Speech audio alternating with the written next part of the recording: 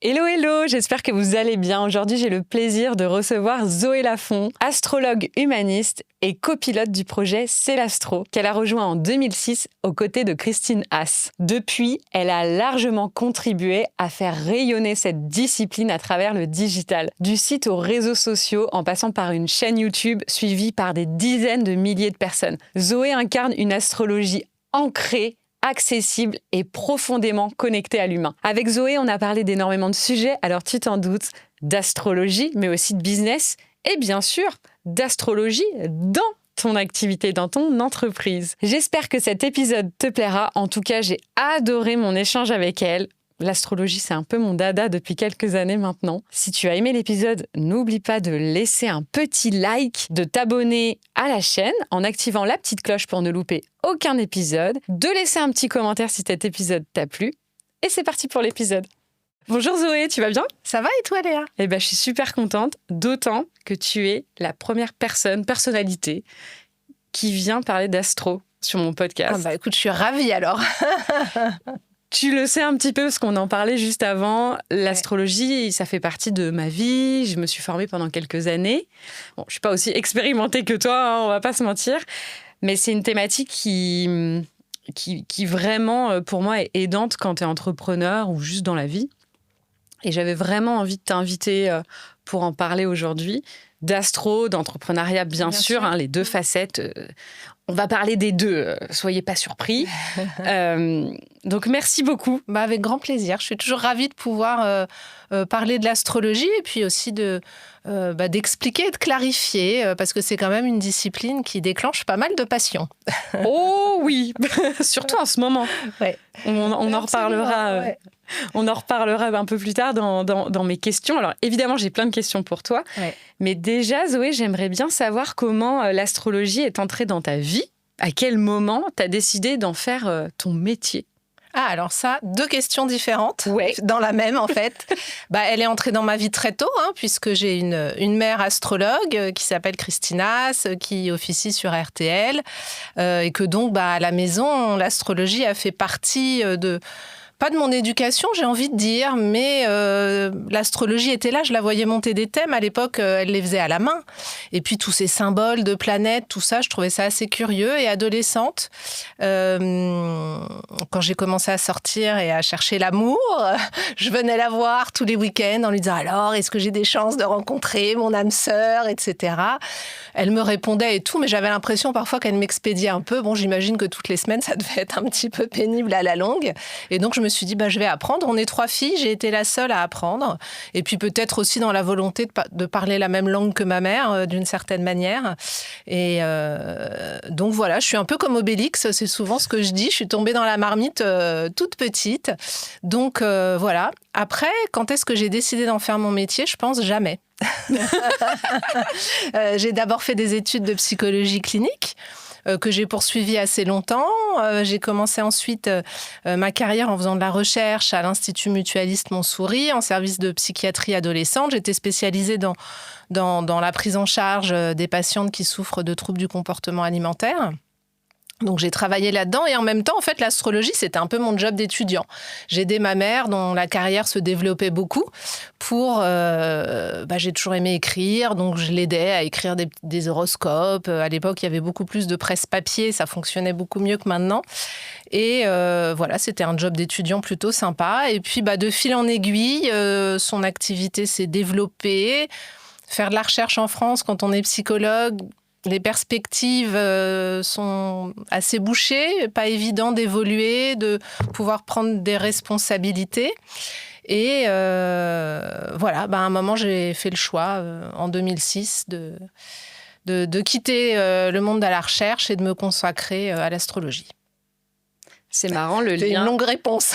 Ouais, mais en fait, ce que je pressens, ou ce que je ressens plutôt, c'est que tu fais des études de psychologie, ensuite tu fais de la recherche, et ensuite, et dans le même temps, j'ai envie de te dire, tu fais de l'astrologie. Tout ça est autour quand même d'une valeur qui, à mon avis, t'anime tous les jours, c'est le fonctionnement humain. Ah ouais, si vraiment, il y a... Mon père me disait toujours quand j'étais petite, et c'était une question qui pas me terrifiait, mais qui me sidérait. Il me disait toujours, quelle est ta passion ? Dans la vie, il faut avoir une passion. Mon père, il était à la radio sur Europe 1 pendant longtemps. Il a fait beaucoup de pubs. C'est quelqu'un qui était très passionné, très habité par ce qu'il faisait. Après, quand il a arrêté de travailler, il s'est mis à peindre, à faire de la photo et tout. Et je ne savais pas du tout quoi répondre. Et vraiment, je me disais, oh là là, mais si j'ai pas de passion. Et en fait, moi, si je devais... Aujourd'hui, je me pose un peu cette question. Je suis à un moment de ma vie. En fait, je pense que c'est vraiment l'humain. Comprendre comment quelqu'un est construit, comment on devient ce qu'on est en sachant que la personne que tu es aujourd'hui n'est pas la même que celle d'il y a 2 ans, ni la même que celle dans 2 ans. Donc heureusement, on évolue en permanence, mais je trouve ça fascinant. Et puis il y a des gens qui ont des histoires extraordinaires en fait. Comment t'es arrivée dans l'univers de Célastro, qui était l'entreprise historiquement de ta maman, que tu as rejoint donc en 2006 Et aussi, qu'est-ce que c'est ? Est-ce que tu peux nous en dire un petit peu plus ? En fait, c'est une entreprise qu'elle a créée en 2004, donc qui n'était pas très ancienne non plus. Oui. Parce qu'à un moment donné, quand elle a commencé à développer des partenariats avec vraiment des gros médias comme RTL, ensuite Le Figaro, il a fallu un petit peu étoffer l'équipe. Et puis, pas évident de trouver des astrologues qui savent écrire, parce que parler n'est pas le même exercice que l'écriture. L'horoscope qui a l'air si simple, c'est un exercice de synthèse qui n'est pas toujours évident quand on a des contraintes pour un magazine d'écrire en 350 signes de résumé et de se dire oh là là, qu'est-ce que je vais pouvoir dire qui pourrait parler quand même à tout le monde. Donc elle avait besoin vraiment de soutien. Et puis moi, à l'époque, j'avais 2 petites filles qui étaient toutes jeunes et je pense que mon parcours dans la recherche m'animait beaucoup moins et pourtant j'ai vraiment adoré ça. J'ai trouvé que c'était extrêmement stimulant intellectuellement, mais ça m'animait un peu moins. Et là, elle m'offrait la possibilité de pouvoir travailler librement parce que quand on est entrepreneur, on s'organise aussi comme on veut. Ça, c'est, on va dire, un des bénéfices de l'entrepreneuriat. Et puis, je me suis dit pourquoi pas. Et puis, en fait, au fur et à mesure, ça s'est beaucoup développé. Et c'est surtout en 2017 que ça a pris une autre envergure, puisque moi, voyant l'évolution des médias traditionnels, donc on va dire presse écrite, radio, je me suis dit il va falloir aller sur le digital là parce que ça va pas durer éternellement. Et j'ai eu l'idée de créer la chaîne YouTube. Et après, et avec YouTube est allé Instagram, TikTok, Facebook, etc. Et donc voilà. Et ça, c'est très amusant pour le coup. Je sais aussi que dans Célastro, vous avez une application. Ouais, alors là, c'est un sujet. Je l'ai vu. C'est un sujet. C'est l'application de rencontre, effectivement, qui s'appelle 12, comme 12 pour les 12 signes du zodiaque, mais sans le E. Oui, sur laquelle j'ai travaillé pendant 5 ans énormément. Projet que j'ai porté de tout mon cœur. L'application est sortie en février 2024. Et puis, elle continue à vivre. Moi, je suis passée à autre chose début 2025. Mais voilà, c'est une application qui est toujours disponible et qui est basée vraiment sur les compatibilités astrologiques. Et pour le coup, on a vraiment développé un moteur qui est quasiment aussi précis, pas aussi précis, mais presque, que ce que je ferais moi si tu viens me voir en consultation en me disant voilà, j'ai rencontré quelqu'un, comment ça peut fonctionner entre nous. C'est hyper intéressant pour avoir des clés de lecture de ton partenaire. L'idée, elle est vraiment de, je sais pas, comment on peut améliorer notre communication, qu'est-ce qui nous réunit. Bon, en général, qu'est-ce qui nous réunit, on le sait, mais qu'est-ce qu'on peut faire, malgré soi parfois, qui va venir énerver l'autre, le tendre, voilà. C'est trop génial. Et on parlait tout à l'heure d'astrologie dans Le Figaro, dans plein de magazines, donc de presse écrite ou même de médias traditionnels type télé. Et qu'est-ce qui, aujourd'hui, dans le digital, on voit énormément, et on en parlait tout à l'heure un peu en off, de personnes se lancer dans l'astrologie, lancer des comptes Instagram et TikTok, etc. d'astro. Qu'est-ce qui, selon toi, explique ce retour vraiment massif de l'astrologie dans nos vies aujourd'hui ? Alors moi, j'ai une explication astrologique, on va dire. Après, il y a certainement une explication sociologique. Pour le coup, la socio, c'est pas tellement mon domaine d'expertise. En astrologie, on peut dire en tout cas qu'entre 96 et 2011, il y a eu pas mal de planètes lentes. Les planètes lentes, c'est celles qui vont rester longtemps dans le même signe et qui vont donc marquer une génération. Ce sont des planètes dites générationnelles, tu le sais, mais je l'explique pour tes auditeurs. Et donc, ces planètes ont circulé en Verseau, et le Verseau est souvent un signe associé à l'astrologie, comme le Scorpion d'ailleurs. Je dis souvent que si on devait donner des signes à l'astrologie, ce serait l'un de ces deux, ou alors Verseau ascendant Scorpion, ou Scorpion ascendant Verseau, quelque chose comme ça. Et que donc, le fait que ça concerne donc plusieurs générations, 96-2011, le Verseau est un signe qui aime faire des expériences, qui est quand même relativement spirituel. C'est le 11e signe sur les 12. Et je pense qu'on a affaire à une génération qui est curieux, qui a envie de tester des choses, même dans leur vie sentimentale, dans la façon dont ils abordent la vie. Moi, j'ai des filles qui sont nées sur ces périodes-là et je vois bien qu'elles n'ont pas du tout le même rapport au travail, à l'amitié. C'est des jeunes qui ont... Le groupe amical est hyper important. Le Verseau est le signe de l'amitié. Et donc, je pense que, en tout cas, ça reflète une génération qui est ouverte sur le monde, qui a envie de mieux se connaître, de mieux se comprendre et qui s'intéresse donc à plein de disciplines. Il n'y a pas que l'astrologie qui bénéficie de ça. Le tarot cartonne aussi. Oui. Tout ce qui va permettre de mieux se connaître, de mieux se comprendre, de mieux se sentir aussi. Comment je m'aligne, comment je peux être bien dans mes baskets, au fond. Et toi, qu'est-ce qui t'anime aujourd'hui dans ton métier d'astrologue ? Moi, ça revient à ce qu'on disait au début, c'est vraiment la possibilité d'aider les autres, soit de façon très générale à travers des posts, à travers des petites vidéos, soit au niveau individuel, dans le cadre de consultations. J'ai beaucoup de plaisir à apporter mon petit éclairage, à sentir parfois qu'une ampoule s'éclaire pour quelqu'un quand je lui parle de son thème et que je peux avoir des pistes d'interprétation, de lecture aussi, qui vont l'amener à avoir tout à coup un autre regard sur une problématique amoureuse, professionnelle ou autre. Donc, et pour ça, tu mets en place des consultations qui sont, j'ai vu, tu as plusieurs durées, tu as plusieurs aussi formats. Petit nota bene, quand vous allez voir un ou une astrologue, vérifiez son pédigré, vérifiez voilà, qu'il a vraiment étudié l'astrologie, parce qu'on en parlait un petit peu, et effectivement, ce que j'observe, ce que je confie à Zoé qu'il y a quelques années, j'ai voulu lancer un compte astro, mais je me sentais pas du tout légitime. Et Zoé, je peux dire ce que tu m'as dit ? Bien sûr. Peut-être que tu m'as répondu, peut-être que tu serais plus légitime déjà en ayant fait 3 ans d'astrologie. Oui, t'aurais dû. Voilà. Alors, du coup, ça m'a fait super plaisir. Mais effectivement, il y en a beaucoup aujourd'hui. On le voit dans cette mouvance donc, vérifier quand même effectivement le background de la personne, quoi. Oui, parce qu'il suffit pas d'ouvrir 3-4 livres. Pour devenir astrologue, c'est un langage symbolique qui existe depuis la nuit des temps et qui s'apprend tout au long de la vie. Et finalement, plus l'astrologue a quand même d'expérience de vie aussi.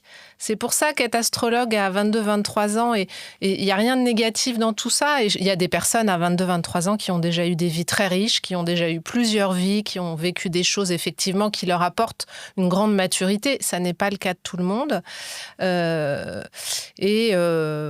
Je pense que ça m'est vraiment... Moi, j'ai appris pendant des années, j'apprends encore aujourd'hui, de toutes les façons, mais oui, il faut quand même faut être vigilant.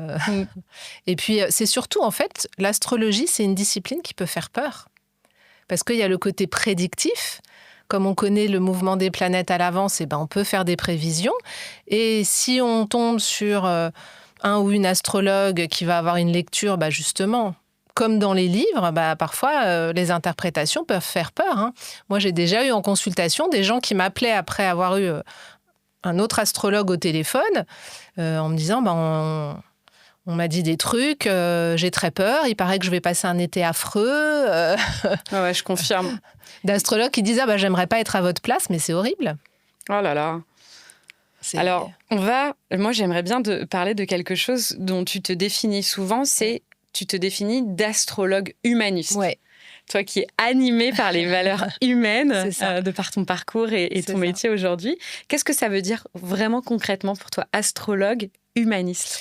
Pour moi, ça veut dire, en fait, finalement, ça reprend un petit peu... Alors, c'est un terme que je n'ai pas du tout inventé, qui existe. Mais pour moi, en tout cas, ce qui sous-tend va reprendre des valeurs qu'on apprend quand on fait des études de psychologie clinique. Il y a plein de... Quand on étudie la psychologie, il y a plein de branches, plein de sous-branches. Moi, j'ai vraiment fait de la psychologie clinique dès le départ, qui va être finalement une écoute neutre et bienveillante. C'est-à-dire que moi, mon but, il est vraiment d'essayer d'accompagner les gens, de ne pas leur faire peur, bien évidemment, et de les écouter avec toute la bienveillance que je peux avoir et notamment de prendre ce qu'ils me disent comme la vérité. C'est-à-dire que quelqu'un qui va me parler d'une situation au travail où voilà, il a un problème avec des collègues, des choses comme ça, je ne vais jamais juger en me disant est-ce qu'il me dit la vérité ? Est-ce qu'il n'a pas peut-être un caractère un peu difficile ou je ne sais quoi ? C'est son ressenti. Et c'est la seule chose qui compte. Et je pense qu'un bon psychologue, un bon astrologue doit se baser là-dessus. Voilà, j'ai quelqu'un qui vient avec son ressenti. Et le côté humain, il est de, OK, moi j'écoute ça avec neutralité, je ne juge pas. Il n'y a pas, il n'y a pas de beau thème, il n'y a pas de mauvais thème. Je parle de thème astral, comment est-ce que les planètes peuvent lui donner des solutions, des clés ? Les planètes, elles nous guident au fond. Est-ce qu'elles peuvent nous donner des clés à cette personne pour savoir comment se dépatouiller de cette situation ? Et peu importe si ce qu'il me raconte est vrai ou pas vrai. Je sais pas. Et justement, tu dis souvent que l'astrologie, elle détermine rien, elle éclaire. Ouais. Comment cette vision, elle change la manière dont on se connaît ? Elle change tout. Parce que si on considère que les planètes nous influencent, on ne peut rien faire. C'est comme j'ai pas de chance, tu peux rien faire. Tu subis, tu es dans une position passive. À partir du moment où tu te dis non, ça fonctionne peut-être pas tout à fait comme ça. Quand tu es triste, c'est pas parce que Saturne est au carré de ta lune, par exemple, que tu es triste. Tu es triste parce que quelqu'un va te faire une remarque qui va te peiner, parce que ta sœur va partir loin en vacances et que tu vas pas la voir pendant 3 semaines. L'émotion est provoquée par ce qu'on vit sur Terre. Donc les planètes, elles sont pas responsables, elles reflètent ça. Donc à partir du moment où les planètes, elles nous reflètent, où le ciel est comme un miroir, ça veut dire aussi que tu as les clés, toi. C'est au-delà de t'éclairer sur ton ressenti intérieur. Si on n'est plus dans la notion d'influence, même si on utilise beaucoup le mot influx planétaire, etc., si on n'est plus dans cette notion d'influence, ça veut dire que tu peux aussi, toi, cheminer personnellement, être dans un processus où tu vas essayer de mieux connaître tes schémas, tes névroses, qu'est-ce que tu répètes malgré toi, etc. Ça veut dire que tu as une partie des solutions en main. Si tu n'arrives pas si tu tombes toujours sur des partenaires qui vont te quitter au bout de 2 ans, si tu es dans un système où tu penses que les planètes t'influencent, et que dans ton thème de naissance, tu as une dissonance entre Vénus et Uranus, par exemple, ça veut dire que tu ne peux plus rien faire. C'est comme ça, et toute ta vie, ça va être comme ça. Alors que si les planètes, elles t'éclairent et elles reflètent ça, peut-être que tu peux travailler sur la question de l'engagement. Qu'est-ce qui s'est passé dans ton enfance qui fait que peut-être tu as besoin de te protéger et que, inconsciemment, tu vas choisir des personnes qui vont finir par partir, qui ne vont pas s'engager. Ça peut être une forme de protection. Donc tout ça, à partir de ce moment-là, tu reprends quand même les choses en main et tu te dis j'ai la possibilité, moi, d'évoluer et d'être pleinement acteur de ce qui se passe dans ma vie. Et ça change tout quand même. C'est clair que ça change tout. D'ailleurs, mon prof d'astro disait souvent, tu vois, Léa, dans l'astrologie, il y a responsabilité, discernement et libre arbitre. Exactement. Donc, effectivement, ça résonne pas mal avec ce que tu étais en train de... Donc, tu as eu un bon professeur. Je pense. Alfredo, si tu passes par là. En quoi ton approche... Parce que tu sais, il y a effectivement une part de prédiction dans l'astrologie, mais souvent, les gens, les humains de cette planète, souvent consultent pour avoir des prédictions. Comment, toi, dans ton approche, tu arrives à différencier ce côté prédictif de ce côté... Tu vas apprendre à te lire, tu vois, à te connaître. Alors moi, quand je prépare une consultation, les gens en général me posent toujours des questions souvent prédictives dans le sens où j'aimerais savoir comment mes amours vont évoluer, j'ai des interrogations sur mon travail, etc. Je ne sais pas, à part les personnes qui reviennent, mais je ne sais jamais qui je vais avoir au téléphone. Donc moi, je vais toujours préparer la partie un peu connaissance de soi, essayer de comprendre quels sont les schémas de la personne, d'où ça vient, est-ce que ce serait un lien avec le père, la mère, les frères, les sœurs, est-ce qu'il y aurait quelque chose de transgénérationnel, et je vais après faire aussi la partie prédictive pour évidemment répondre à la personne. Et puis après, quand la consultation démarre, en général, je cerne assez rapidement si la personne a envie d'être éclairée sur ses fonctionnements intérieurs ou pas du tout. Okay. Et dans ces cas-là, on reste que dans le factuel. C'est beaucoup moins intéressant selon moi, mais voilà, on n'est pas tous éclairés de la même manière non plus sur notre histoire et notre vie intérieure. Tu as beaucoup d'entrepreneurs qui viennent te voir? Il y en a. Il y a vraiment, j'ai des profils, je pense, de tous les profils possibles et imaginables, et il y en a. Il y a des entrepreneurs. Parce que moi, la question que je voulais te poser par rapport à l'entrepreneuriat, parce qu'on en parle beaucoup sur mon podcast, est-ce que tu penses que justement l'astrologie peut aider à mieux te comprendre quand tu entreprends un projet, quel qu'il soit? Est-ce que tu penses que l'astrologie peut aider cette lecture de quel profil d'entrepreneur tu peux être, quelles clés tu peux avoir pour incarner ton leadership, pour prendre des décisions, etc. Je pense que oui. Après, il ne faut jamais oublier qu'un thème, c'est subjectif. Donc, c'est le ressenti de la personne. Parfois, il y en a qui essayent de me dire est-ce qu'on peut voir si quelqu'un est pervers narcissique, si quelqu'un est psychopathe?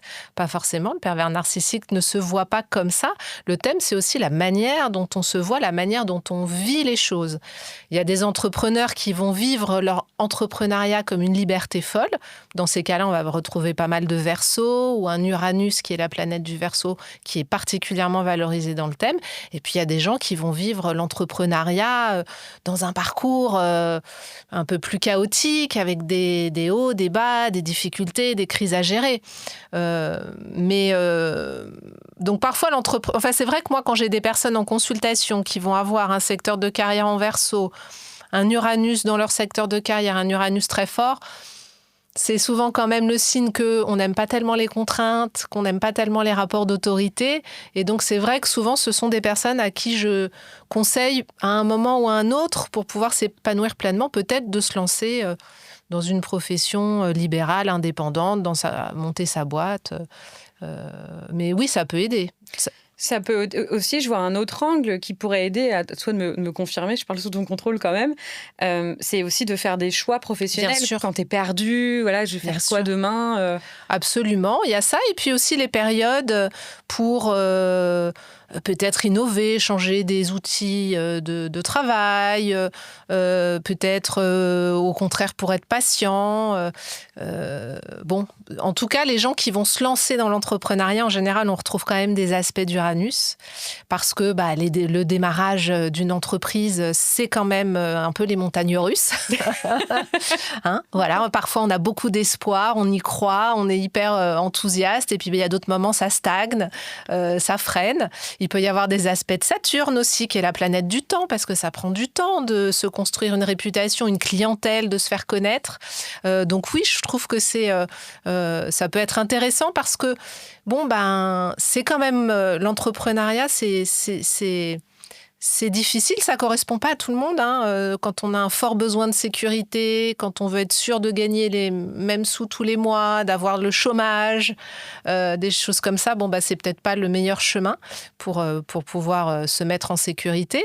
Mais c'est vrai que l'astrologie peut donner des conseils, et quand on se lance, si on dit soyez patient, dans les 18 prochains mois, il peut y avoir effectivement, peut-être que la mayonnaise va mettre du temps à prendre, je trouve que ça donne toujours... c'est pas la même chose quand on est dans un tunnel, si on sait que le tunnel il se termine à tel moment, que si on sait pas du tout s'il va se terminer ou pas. Les transits mettent beaucoup là-dessus. Ouais. Les cycles, tu vois, je sais qu'il y a une planète qui est... Et justement, est-ce que, pour ceux et celles, tu vois, qui nous écoutent, est-ce qu'il y a des grandes tendances astrologiquement parlant, sur les profils entrepreneurs. Tu parlais d'Uranus, par exemple. Quels signes ont le plus d'esprit visionnaire, d'audace, de stabilité? Tu vois, Alors, ça, c'est un peu difficile parce que ça va dépendre de plusieurs éléments dans le thème, je pense. Donc, essayer de répondre sans être trop technique. Ce qui est sûr, c'est que, souvent, on retrouve du Verseau quand même, le côté visionnaire, avant-gardiste.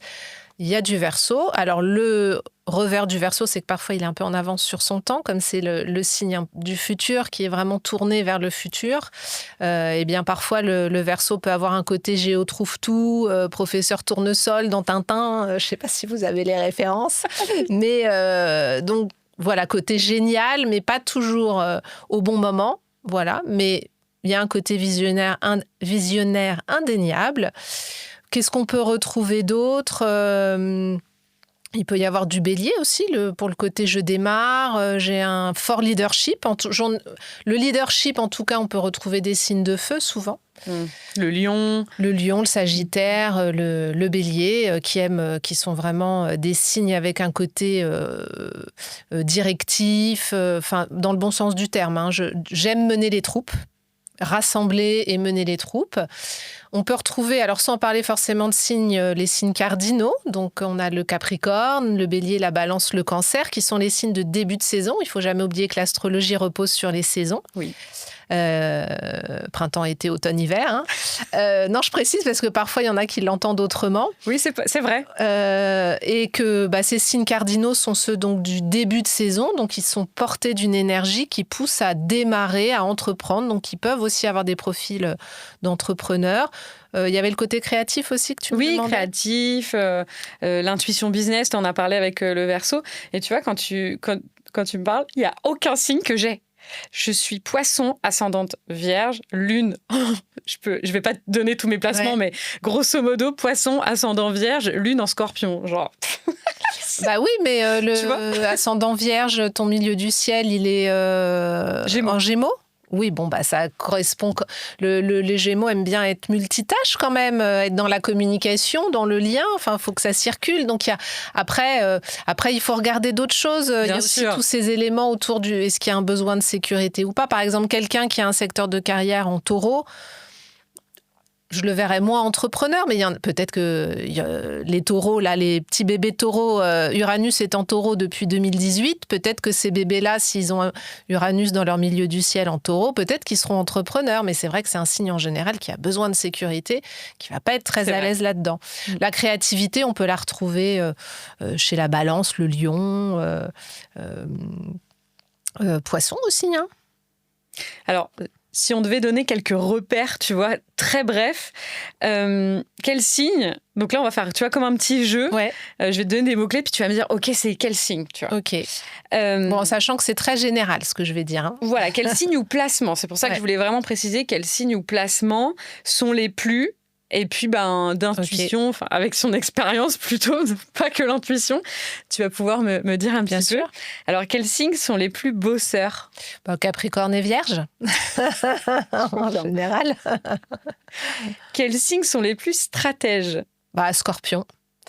Le Taureau, à sa manière, je pense, peut être très stratège aussi. Et le Cancer, alors le Cancer, souvent, on dit qu'il est sensible. Et tout le monde, ça, c'est aussi un grand combat que j'ai, entre guillemets.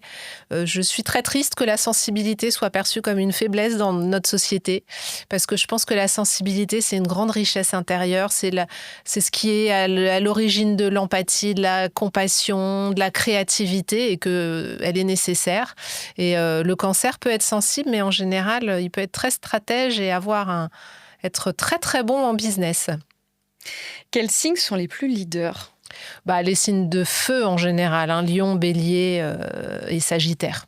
Ou des personnes qui vont avoir un Mars qui va être valorisé, donc dans la maison 1, dans la maison 10, on va dire par exemple, qui est celle qui représente entre autres la carrière. Les signes les plus rebelles? Verseau. Verseau, rebelle. Le Gémeaux, à sa manière, pourrait être un petit peu rebelle. Et peut-être le Sagittaire, mais c'est pas une rébellion qui va être comme celle du Verseau, qui va chercher souvent à remuer les consciences, à contredire. Le Sagittaire, c'est plus rebelle dans le sens qu'il a besoin un peu d'espace, de liberté et puis de diriger lui aussi. Pas faux. Et pour finir, quels signes sont les plus stratégies, mais tu vois, dans le sens... Il y a une anguille, quoi. Tu vois, on se faufile, quoi. On se faufile. Le poisson peut être comme ça, effectivement, le côté anguille. La balance pourrait avoir des côtés comme ça dans le sens où elle aime pas tellement les conflits, donc elle peut être un petit peu, pour peu qu'elle ait quelques planètes en Scorpion, il peut y avoir un côté un peu stratège, évitant. Il faut pas oublier que le Scorpion est un signe aussi qui pourrait être associé à ça dans le sens où il est un peu passif-agressif. C'est rarement le Bélier a une agressivité, une énergie qui est très projetée à l'extérieur. Le Scorpion, c'est une énergie qui est plus intériorisée et donc parfois qui est plus passive-agressive. Il va faire agir l'autre à sa place. Ce serait quoi le genre best placement d'un thème astral ? Alors vraiment, je te fais vraiment une question, mais je ne sais pas si tu auras la réponse là comme ça, mais voilà, c'est au pied levé. Le meilleur placement du thème astral où tu sais que ta boîte, alors après, encore une fois, ça dépend du discernement, ça dépend de plein de choses, mais où tu sais que ta boîte, ça a marché, que tu es à la bonne place, tu es aligné avec ce que tu dois incarner dans la vie, tu vois, ton incarnation, on va dire ça comme ça, ta mission de vie. Ouais. Qui serait puissante pour vraiment mener ton projet. Je ne saurais pas te dire. Alors, tu sais que tu peux, quand tu montes une entreprise, tu peux faire son thème. Oui, il faut que je fasse la mienne d'ailleurs. Tu peux faire son thème. Et ça peut d'ailleurs te donner...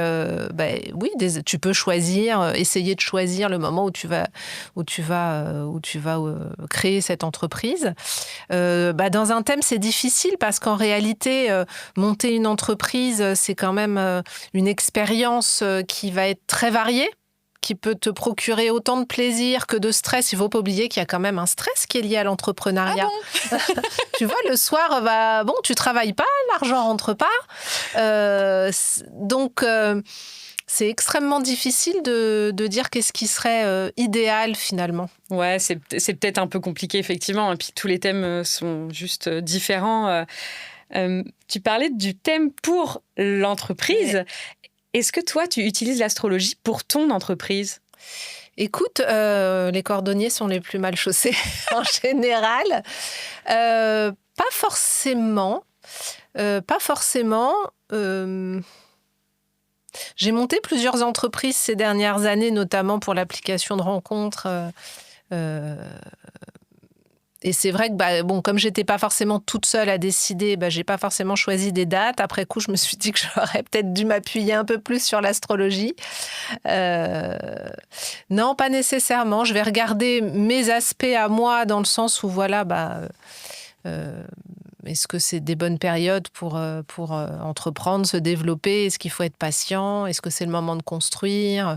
Justement, comment une entrepreneur aujourd'hui peut s'appuyer sur les cycles planétaires pour planifier, lancer, ralentir ?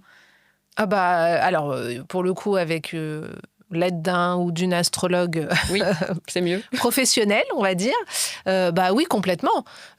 Si tu as des aspects de Saturne, la planète du temps, eh bien effectivement, ça va être le moment de construire. Ça peut être aussi, c'est une planète d'ambition, donc il peut y avoir une réussite, il peut y avoir des ralentissements. Le temps est toujours dans la partie, donc il faut être patient. J'utilise souvent pour Saturne l'image des 3 petits cochons. Saturne, ce serait celui qui construit sa maison en briques, hein, donc il va suer, il va faire plus d'efforts que les autres, mais le résultat sera à la hauteur. Si tu as des aspects d'Uranus, par exemple, sur ton secteur de carrière, peut-être le moment de changer des choses dans ta manière de travailler, d'innover, de faire des expériences. Avec Uranus, on est dans le test and learn.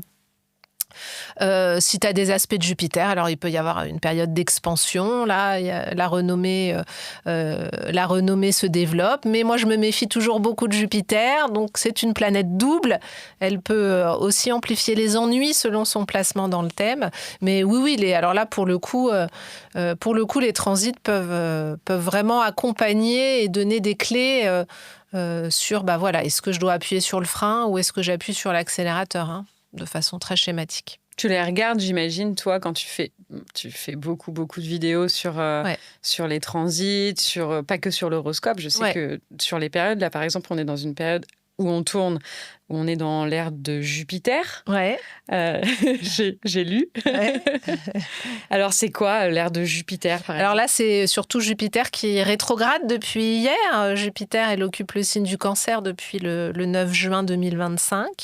Et les planètes, elles ont toutes des phases de rétrogradation. C'est symbolique. C'est pas on ne voit pas dans le ciel la planète qui recule, qui va en marche arrière. C'est un phénomène qui est complètement symbolique.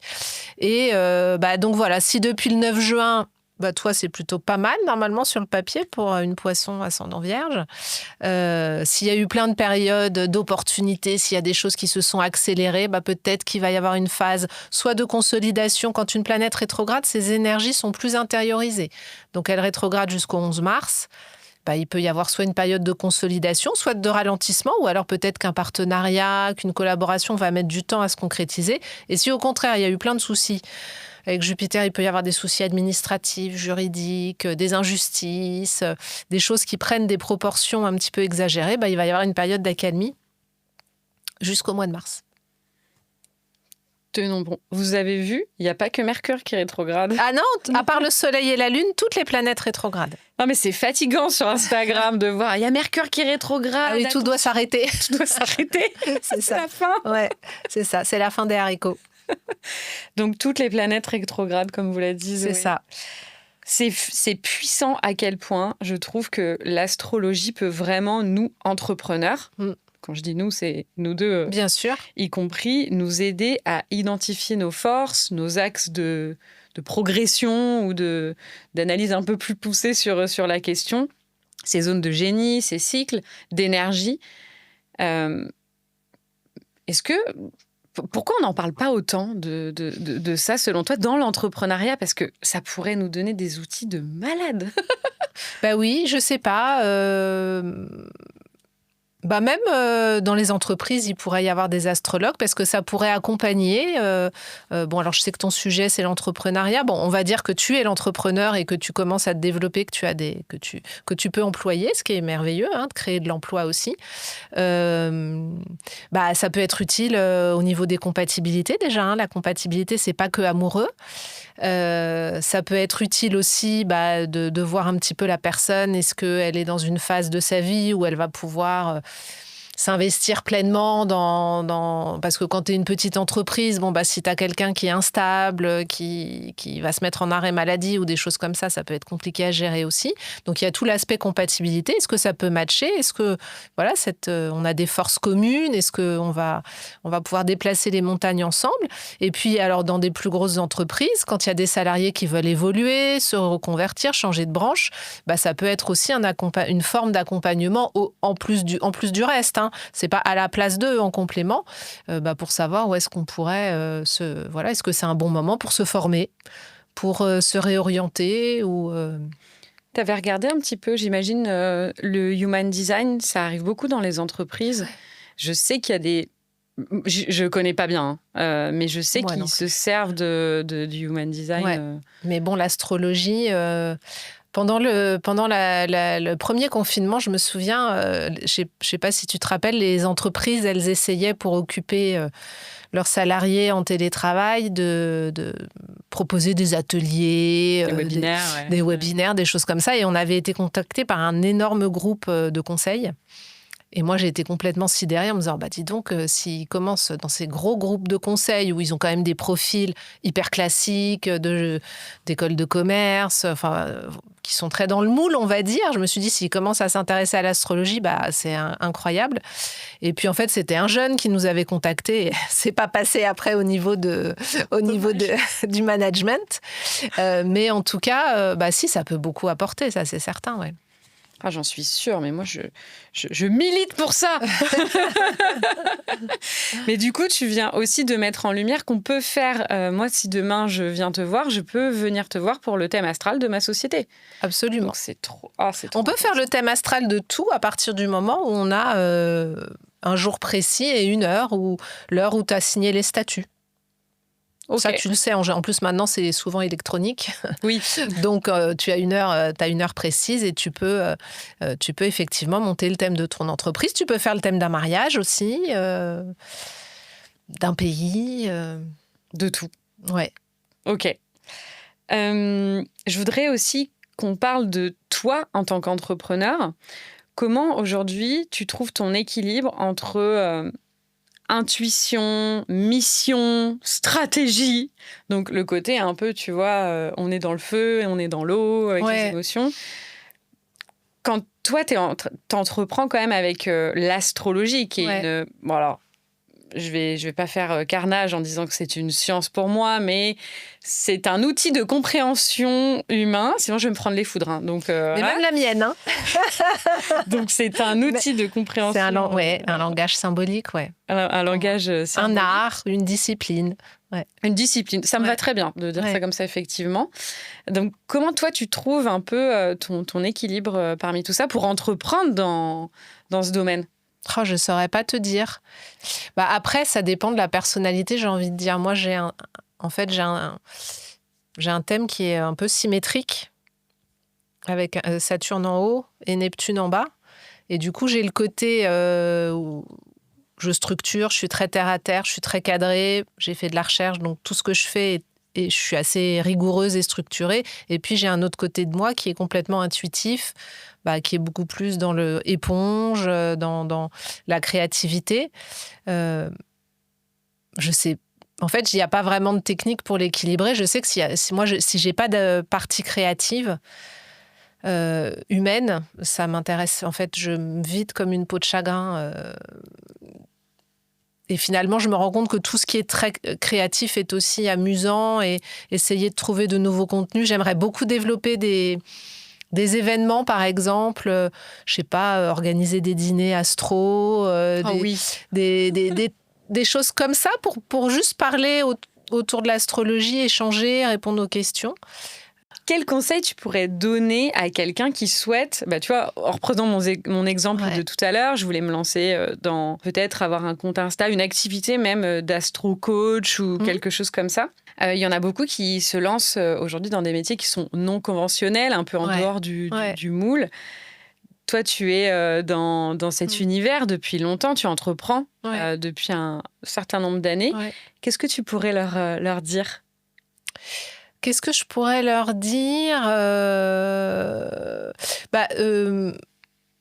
Je pense que entreprendre, il faut se lancer. C'est du test and learn. Hein, donc, c'est pas par un système d'essais et d'erreurs que tu apprends. Il faut, je pense, pour le coup, se légitimer et se dire « je suis légitime » à faire ceci ou à faire cela. Et quand tu es, et c'est sûr, animé par un sujet qui te passionne, ça me paraît plus simple. Parfois, entreprendre pour entreprendre. Moi, je suis mariée avec un homme dont l'objectif était d'entreprendre, peu importe le sujet finalement. Alors c'est une autre façon, c'est une autre approche. Mais par rapport à toi, moi je te dirais qu'il faut essayer.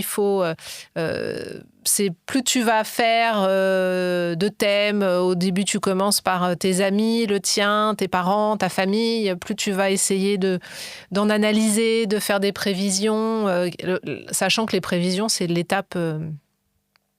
C'est la dernière étape de l'apprentissage, finalement, puisqu'il faut déjà maîtriser l'analyse du thème à laquelle tu vas ajouter ce qui se passe dans le ciel aujourd'hui. Moi,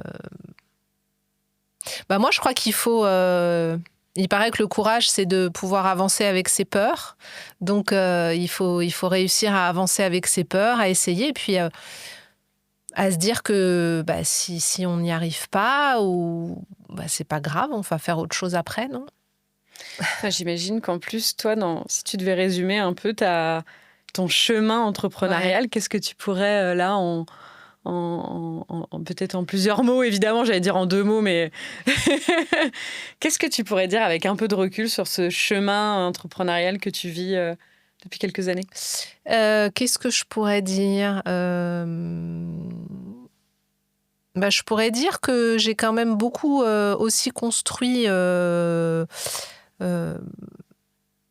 pour les autres ou avec les autres. et qu'il faut peut-être construire aussi pour soi avant toute chose. Donc, c'est formidable de collaborer, c'est formidable de s'associer, etc. Mais en faisant quand même attention à ce que les limites soient bien posées sur le rôle de chacun, sur les retombées que chacun pourra retirer. Parce que dans l'entrepreneuriat, il y a entreprendre seul et puis il y a entreprendre avec un ou une associée. Et dans ces cas-là, je pense que c'est extrêmement important de vraiment baliser les choses, de savoir, voilà, comment on va en avoir des retombées, parce que parfois, il y a des gens qui tirent beaucoup la couverture à eux. Donc, je ne sais pas si ça répond à ta question, mais il y a cet aspect-là. Et puis, après, il y a l'aspect de... Moi, comme je suis en plus dans un... Bon, c'est tous les métiers, tu me diras, au plus le temps passe, plus tu apprends. Le discours peut s'affiner aussi avec les années. Et là, peut-être la vision que j'ai de l'astrologie aujourd'hui n'est pas forcément la même, ou elle est plus précise aujourd'hui que celle d'il y a 10 ans, par exemple. Donc c'est vrai que j'ai beaucoup parlé d'Uranus, mais il y a certainement des Saturnes très forts aussi. C'est le grand architecte, Saturne. Et il faut vraiment avoir la volonté de bâtir. Moi, aujourd'hui, ce qui pourrait me frustrer, c'est pas le terme, mais c'est de me dire, parce que quand on entreprend finalement, est-ce qu'on n'a pas tous en commun de vouloir impacter la société, laisser une trace d'une manière ou d'une autre? Et quand on entreprend dans des disciplines qui sont très liées à notre personnalité, comment est-ce qu'on peut développer un concept, développer quelque chose qui pourra exister en dehors de nous, finalement? Ça, pour l'instant, je n'ai pas encore trouvé. Si tu trouves, tu me le dis. Oui. Ouais. Merci beaucoup, Zoé, pour toutes ces réponses. Avec grand plaisir. On peut venir te voir directement sur Instagram pour prendre une consultation. Bien sûr, sur Instagram, sur YouTube, sur TikTok, voilà. Et puis les consultations, c'est soit au téléphone, soit en présentiel, c'est possible aussi, chez moi, autour d'un café ou d'un thé. Et ouais. J'espère que tu as apprécié notre échange et que c'était... agréable pour toi, toutes mes questions, parce que j'en ai rajouté, en fait, vous savez pas, mais voilà, j'ai rajouté des questions sur des questions parce que je suis passionnée par ton métier. Donc, j'aurais envie encore de faire un autre épisode. Si vous avez envie qu'on fasse un autre épisode, vous nous le mettez en commentaire et on pourra aller encore plus dans le détail de l'astrologie pour les entrepreneurs ou de manière générale. J'ai eu l'impression de faire des réponses très longues. Non, ça va. Non, pas du tout. Et j'espère surtout que voilà, tout le monde aura compris. Si vous avez des questions, vous les mettez en commentaire et puis on ira voir. Et moi, je ferai passer la balle à Zoé si tu as un moment. Bien sûr, je répondrai avec plaisir. Parce que je sais que tu es quand même très prise avec toutes tes activités. Donc, mais la modération, c'est un truc que j'aime beaucoup. Ah, trop cool. Je trouve que quand quelqu'un prend le temps de laisser un commentaire... quel qu'il soit, c'est important de lui répondre et ça va dans le même sens de vous êtes vu, vous êtes entendu, vous êtes lu. Donc non, j'ai beaucoup de plaisir. La modération, c'est quelque chose qui me plaît beaucoup. Ok, super. Eh bien, hâte de te retrouver en séance. Et puis, je te dis à bientôt. À bientôt, Léa. Et si vous avez aimé l'épisode, surtout, petit like, activez la petite cloche pour ne louper aucun épisode et laissez-nous un petit commentaire. Bye bye!